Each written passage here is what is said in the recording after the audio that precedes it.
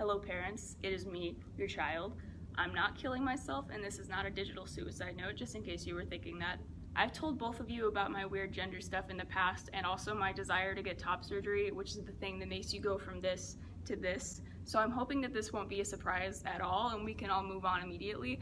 But cut to the chase, turns out I'm trans. I've been thinking about this for as long as I've known about gender, so maybe since 6th grade, and I've been in denial for all that time up until about a month ago. I was hiding behind the non-binary label, because first, I didn't really understand what being trans meant, at least from 6th to 9th grade, and second, I was afraid of what it meant for my life, because it is a big fat thing. So I think I've known since about last year. I'm sorry if me doing this over a video is weird.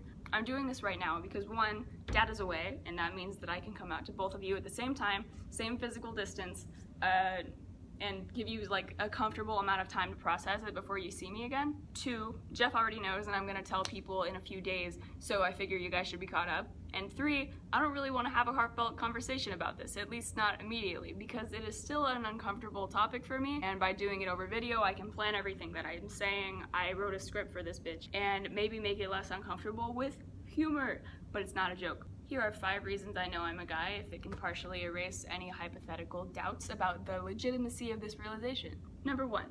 I am not and have never been comfortable with my secondary sex characteristics as a female person. I don't even want to say the anatomical term for them because it makes me uncomfortable to acknowledge that they are a part of my body. It has sucked all the way through the beginning of puberty, and this is part of the denial, but I thought that by now maybe I'd be okay with it, but I'm not.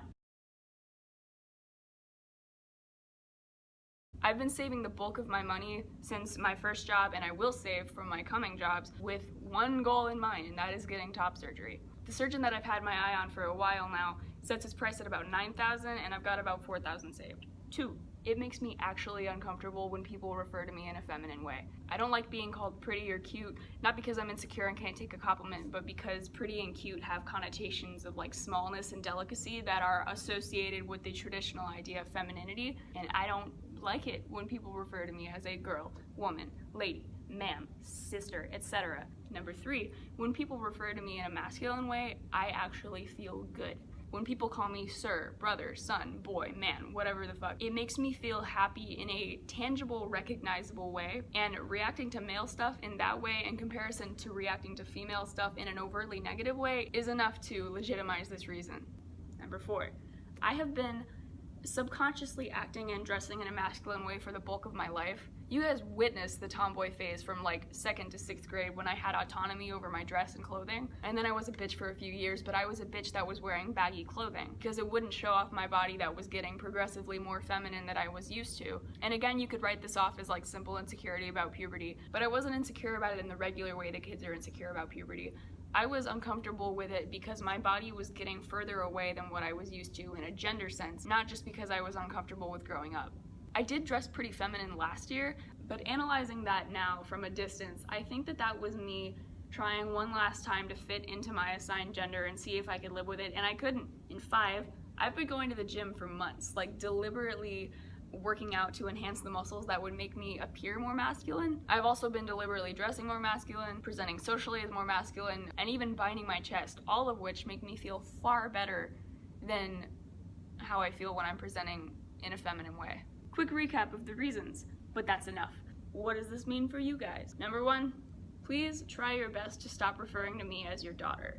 A good transition, if calling me your son is uncomfortable, is just to call me your kid, because that's what I am regardless. There is no attached masculinity or femininity to the word kid. 2, try not to refer to me in 3rd person as she. Adapting to new pronouns is strange, especially because you've been calling me she all my life, and I understand needing time. I will correct you though, because a little polite reinforcement never hurts, and this is important to me.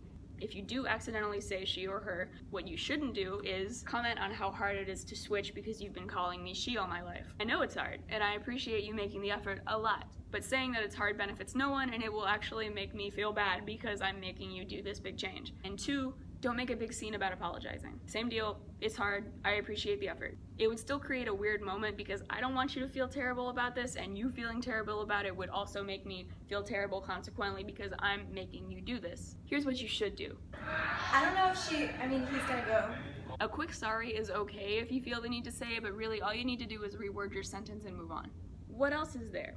Unfortunately, there's a big one. I know that I've complained about my name throughout my life to both of you just because I thought that the name Jill was boring. And I'm not actually uncomfortable with the name Jill as it is, but it is traditionally feminine, and as much as I would like to avoid the trouble of switching my name to something else, it's not something I'm comfortable with anymore because of its inherent femininity. So the name Jill will now be Jaden.